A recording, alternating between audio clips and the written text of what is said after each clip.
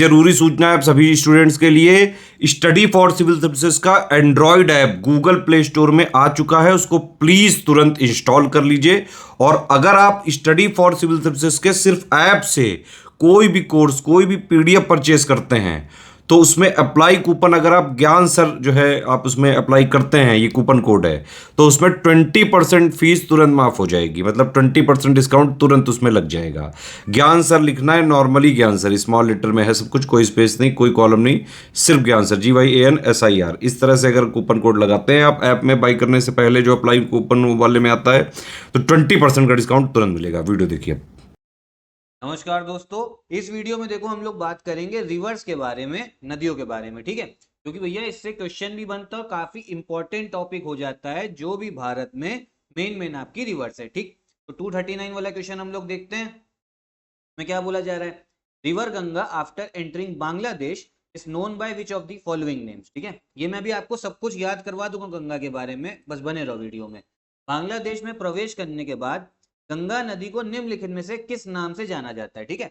गंगा नदी जब बांग्लादेश में जाती है तो पहले जरा भैया आप लोग एक बार ये एक मैप आपको पता होना चाहिए, ठीक है। मैं भी मैप भी दिखाऊंगा लेकिन ये ऐसे भी समझ लीजिए, ये हमारा इंडिया। अब आप ये समझो, जो आपकी गंगा नदी आ रही है ना, की बात करते हैं, देखो गंगा नदी आपकी आई, फिर आते आते आते देखो ये जो पश्चिम बंगाल में एक जगह पड़ती है, पश्चिम बंगाल में जो जगह पड़ रही है इसका नाम है फरक्का बैराज। जो ये जगह है ना, इसका नाम है फरक्का बैराज, ठीक है। यहाँ से क्या होता है ना, यहाँ से गंगा नदी जो है दो अलग अलग आपके हिस्सों में बढ़ जाती है, ठीक है। एक जो भारत में ही जाती है, भारत में ही रह जाती है, इसको बोलते हैं हम लोग हुगली, ठीक है, ये चीज ध्यान रखिएगा। और एक इसकी जो डिस्ट्रीब्यूटरी है ना, एक इसकी जो धारा है, समझ रहे हो ना, एक इसकी जो धारा है वो कहाँ चली जाएगी, वो बांग्लादेश चली जाएगी, और उसको बोलेंगे हम लोग पद्मा बोलेंगे। समझ में आया या नहीं समझ में आया, ठीक है। फिर से समझ लीजिए, अगर कोई कंफ्यूजन लग रही है तो आपको पता होना चाहिए। तो ये आपकी गंगा नदी आ रही है, ठीक। यहाँ पश्चिम बंगाल में एक जगह पे पड़ता है आपका फरक्का बैराज। यहाँ से जो वेस्ट बंगाल में एक शाखा चली गई उसको नाम दे दिया हमने हुगली दे दिया, और जो एक आपकी बांग्लादेश गई गंगा की डिस्ट्रीब्यूटरी, जो गंगा की शाखा, उसको हमने पद्मा बोल दिया है, ठीक है। और पद्मा में ही आपका बांग्लादेश में आके ब्रह्मपुत्र नदी भी मिलती है, ठीक है। के बाद में अच्छा, ब्रह्मपुत्र को बांग्लादेश में जमुना बोलते हैं, और जब दोनों मिल जाती हैं उसके बाद में नाम क्या हो जाता है, मेघना हो जाता है। अब आओ जरा ये वाला मैप देखो, नहीं ये नहीं, ये वाला मैप, ठीक है।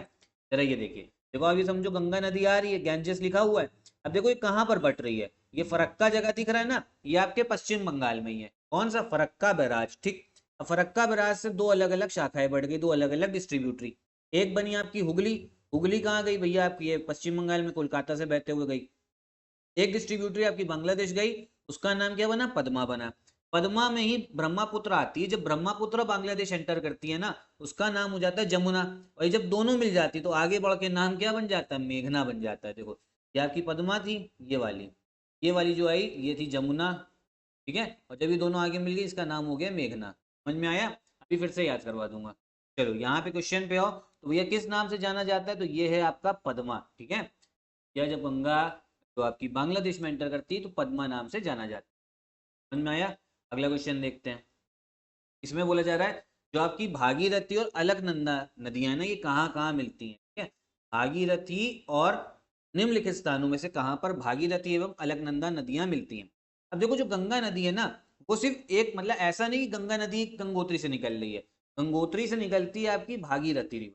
कौन सी निकलती है, भागीरथी, ठीक है। और एक नदी इसमें आके और मिलती है, कौन सी, अलकनंदा, ये याद कर लो, ठीक है। भागीरथी और अलकनंदा जब दोनों मिलती है ना, उसके बाद जो आगे नदी बनेगी उसको हम लोग बोलेंगे गंगा रिवर, ठीक है, माँ गंगा।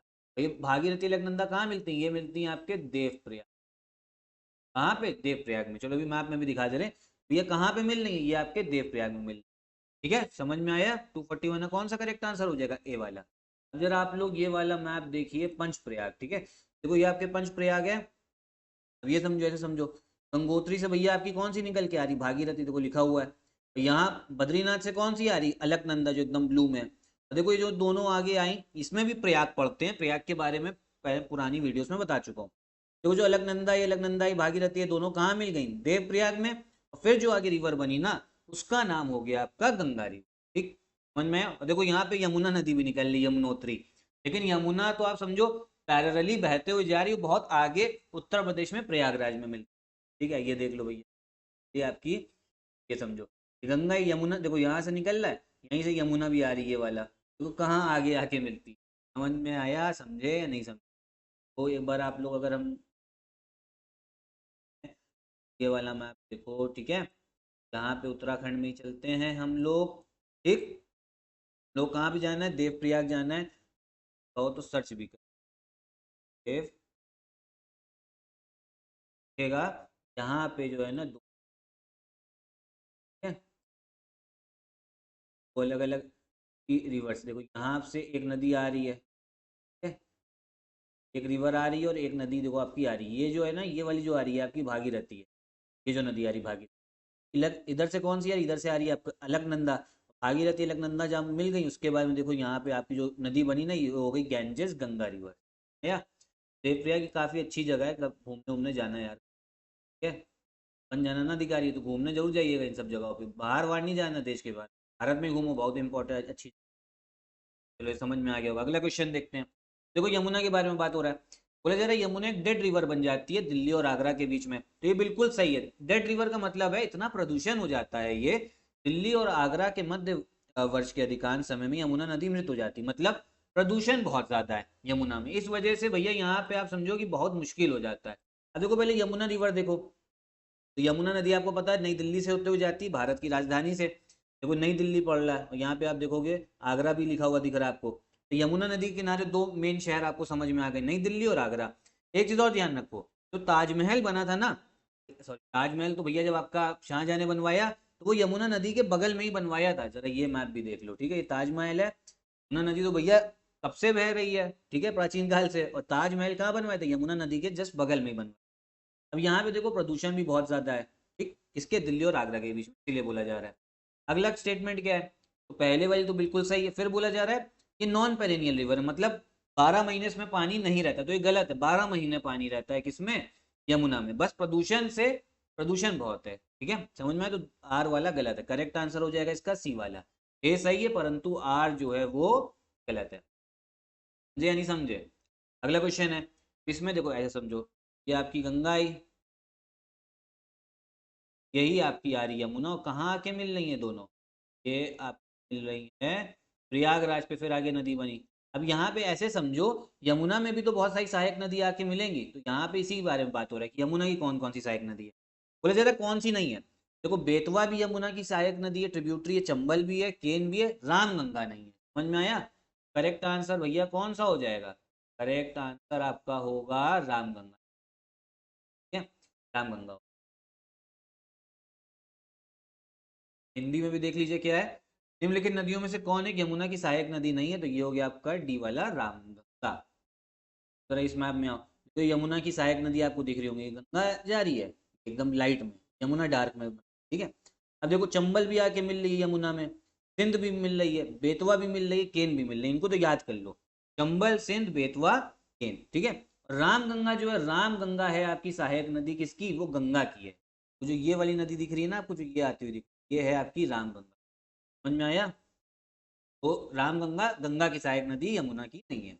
अगला क्वेश्चन देखते हैं, इसमें बोले जरा ब्रह्मपुत्र का कैचमेंट एरिया क्या है, कहाँ कहाँ बहती है। देखो ये जो आपका ऑप्शन है ना, इसमें थोड़ा डाउट हो सकता है, लेकिन आयोग की आंसर की के हिसाब से इसका करेक्ट आंसर आपका ए वाला। कैचमेंट एरिया का मतलब है कहाँ कहाँ बहते हुए आती है भैया, भाव क्षेत्र कहाँ है, तो तिब्बत में, बांग्लादेश में और भारत में, ये तो आपको पता ही होगा। अगला क्वेश्चन, लास्ट क्वेश्चन देखते हैं, बोला जा रहा है निम्नलिखित नदियों में से किन के स्रोत बिंदु लगभग एक ही है, तो ये है आपकी ब्रह्मपुत्र और सिंधु नदी, ब्रह्मपुत्र और कौन सी, इंडस रिवर, ऐसे समझो, मैं आपको समझा रहा हूँ, ठीक है, काफी इंपॉर्टेंट कंसेप्ट है ये भी, तो सभी इंपॉर्टेंट है। भारत, देखो आपको पता होगा भारत से तिब्बत अगर जाएंगे, तिब्बत में बहुत इंपॉर्टेंट झील है, कौन सी, एक मानसरोवर, ये आपको दिखेगी ना, ये है आपकी एक मानसरोवर, यहीं पर आपको माउंट कैलाश मतलब कैलाश पर्वत भी दिखेगा।